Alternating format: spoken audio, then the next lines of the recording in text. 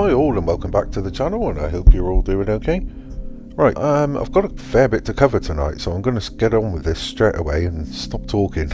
I'm going to start off with Red Bull Senior Advisor Helmut Marko, because he knows that his team have a battle to claim a hat-trick of race wins this weekend after Ferrari and Charles Leclerc showed why they are seen as the only team close to challenging Red Bull. Marko said, "We need to make improvements. The car is not bad, but Leclerc has set a pace that still needs a lot of fine-tuning.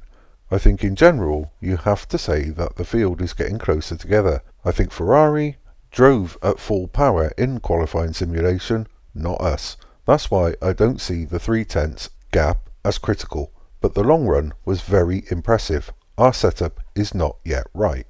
That's quite interesting because he doesn't know, but he thinks that Ferrari run full power, where they may not have. It might be a surprise in qualifying, but we'll have to wait and see, because I'm quite looking forward to that.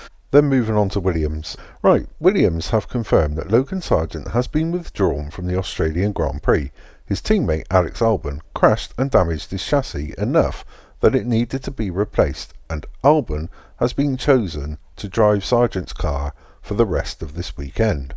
A team statement said, "Following Alex Albon's accident during FP1 at the Australian Grand Prix, Williams Racing confirms that due to the extensive damage sustained, it is forced to withdraw the chassis for the remainder of the Grand Prix. The chassis will be returned to the team's headquarters at Grove for repair. Due to the fact that a third chassis is unavailable, the team can confirm it has taken the decision for Alex to compete for the remainder of the weekend in the chassis that Logan Sargent drove in FP1 and FP2. Now, I don't know if they haven't got a third with them. I don't know if that's a result of the cost cap maybe, because if it is, then something needs to be changed there.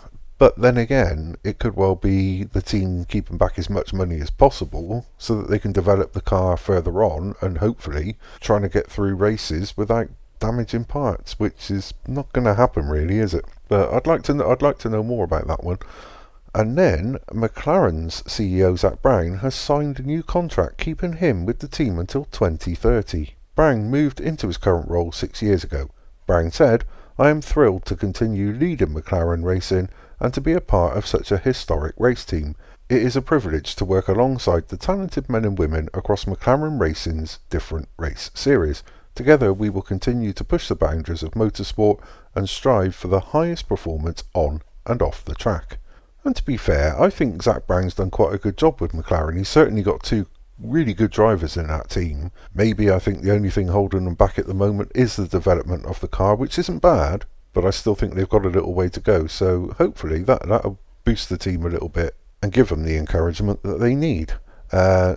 Talking of encouragement, moving on to Lewis Hamilton, I think he needs some right now. He's admitted that he has never felt less comfortable in the W15 than he currently does, after finishing P18 in FP2. Mercedes listened to Hamilton's pleas to make fundamental changes to his car after a disappointing start in Bahrain and Saudi Arabia, but they have not made the desired impact. Hamilton told Sky Sports, "I obviously don't feel great. We had one of the worst sessions I've probably had for a long time.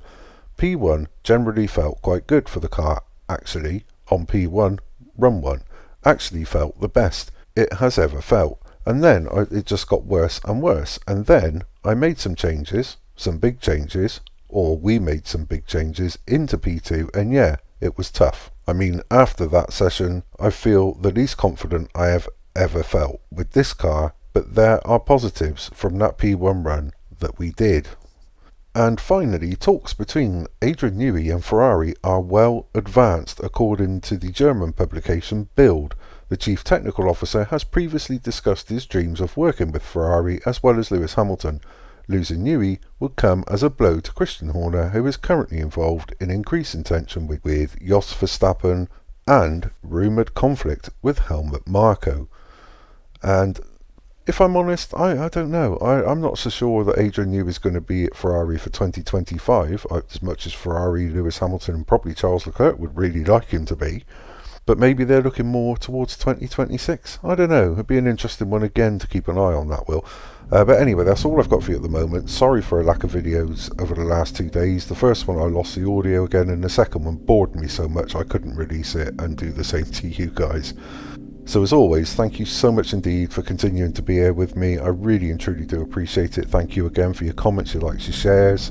To my new subscribers and of course my old subscribers who, again, I wouldn't be doing this without your encouragement. Honestly, I really wouldn't. So thank you so much indeed for that.